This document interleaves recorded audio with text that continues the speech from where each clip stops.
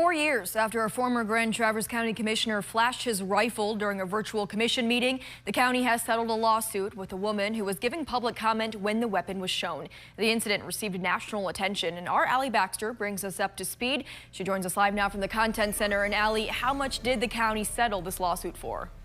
Yeah, Maya, was settled for $100,000. The Michigan Municipal Risk Management Authority is footing the bill. It's a self-insurance pool that provides liability coverage for the county. So we're now cutting six-figure checks because someone saw a gun on a Zoom call. A commissioner in his own house showed a firearm. He didn't raise it, he didn't point it, he didn't even say anything while holding it. And we're calling that lawsuit-worthy behavior? That's not a threat, that's a political statement, a symbolic gesture. One that clearly says, yeah, I believe in the Second Amendment, but apparently symbols only matter when they come from one side of the aisle. And this was not that long after January 6th, and all I could think of was, my God, what's happening to our country that this is okay?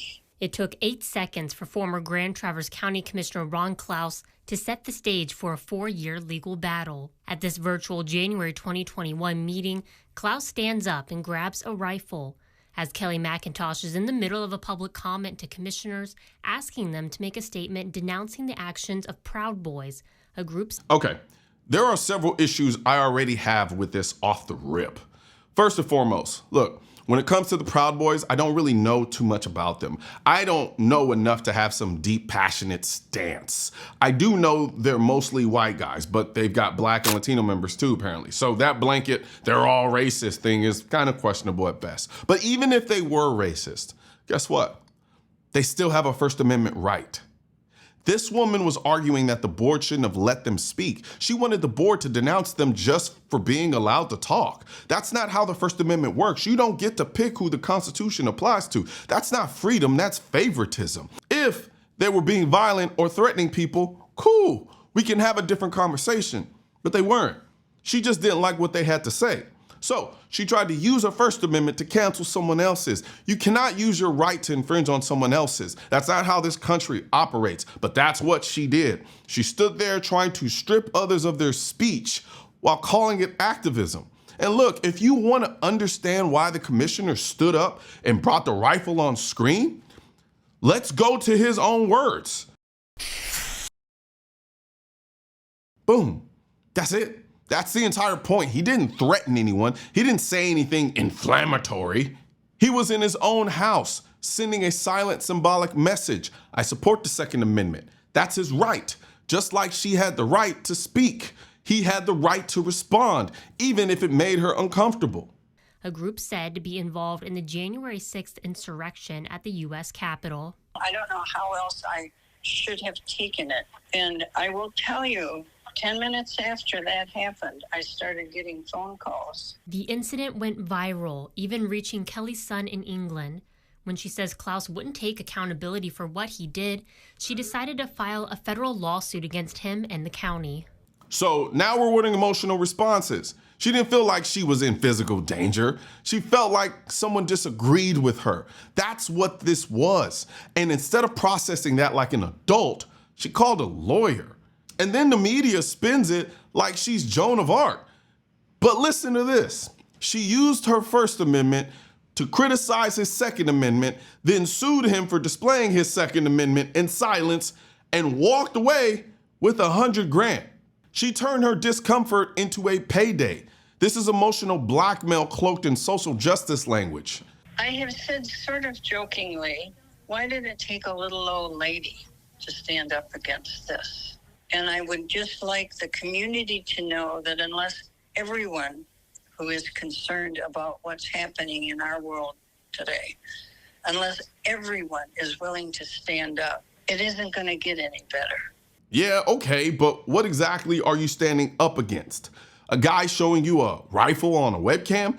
She says it like she's fighting Jim Crow, but what she's doing is weaponizing sensitivity. She's not standing up for anything, she's standing up to shut someone else down. Now, stories like this, where you've got emotion, outrage, and politics all tangled up, are exactly why I use Ground News. Ground News isn't like the usual news app that just shoves whatever biased headline they want in your face. Instead, they show you how different news sources are covering the same story so that you can actually see the bias in real time.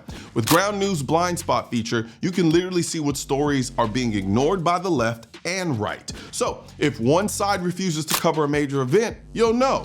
Their bias distribution tool shows you whether an article is leaning left, right, or centrist. So you're not just swallowing whatever narrative the media wants to push. And the best part, their Google Chrome extension lets you instantly compare headlines across different sources while you're browsing the web. So next time you see a news story, you can check if it's being spun differently somewhere else. Like when two people tell you the same story, but one makes themselves sound like the hero and the other leaves out the part where they tripped over a curb. Don't just take my word for it. Go to ground.news/Colion to subscribe. And if you use my link, you'll get 40% off the Vantage subscription, which gives you unlimited access to all of these features. By subscribing, you're getting a better way to read the news, and you're also supporting my work directly. Again, that's ground.news/Colion. Click the link in the description, subscribe, and start seeing both sides of the news. Came to an agreement, and so now we can close that. Water's under the bridge, so to speak, and towards the future we shall go. Current board chair Scott Seifert wasn't on the board at the time the incident happened. He says while he's a supporter of First and Second Amendment rights, we are elected officials to manage taxpayer dollars and try to govern or go towards the future for a future end. And I think a settlement was the best way to put it to bed, put the past behind us. So let me get this straight. She sued, and instead of defending this guy's rights, this guy who did nothing violent, said nothing threatening, you wrote her a check because it was convenient, because it was easier. This wasn't about justice, this was about efficiency. And now you've rewarded anti-constitutional behavior with taxpayer money. Good job. You've taught the next activist that all they need to do is feel unsafe and you'll get paid. We have a lot of big projects going on. We're talking about building a jail. We've got, the homeless situation that we're just getting started with and the task force.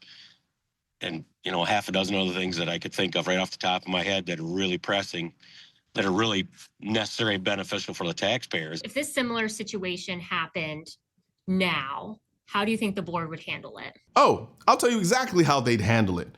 They'd probably panic and issue a gun-free Zoom meeting policy because this kind of precedent doesn't just stop at one case. It spreads, it chills speech, it sanitizes expression, and it signals to anti-gunners your feelings matter more than someone's rights. Well, we just recently passed an ethics policy. Some of it was due to this lawsuit. Seifert clarifies it's one thing to display a rifle over a screen, but in a commission room full of people, it would be a different thing. Be sensationalist to say the least, and I think that we would take that very, very seriously. Kelly says as part of the settlement, Klaus also wrote an apology letter. She says she hasn't seen that letter yet. Kelly also says she plans to use the settlement money to pay her legal fees and to start a scholarship for those working in the mental health field. So allow me to translate. We got shook, we paid her off, we made a new rule, and we called it ethics. This woman got $100,000 for being uncomfortable. She's not just a plaintiff, she's a playbook. She just showed anti-gunners across the country how to turn fear into a check, how to turn your personal sensitivities into government policy, how to walk into a public meeting, silence someone else's rights, and then walk out richer. And make no mistake, this is exactly what anti-gunners have been doing at scale, suing manufacturers, blaming companies, and now they're doing it one Zoom call at a time.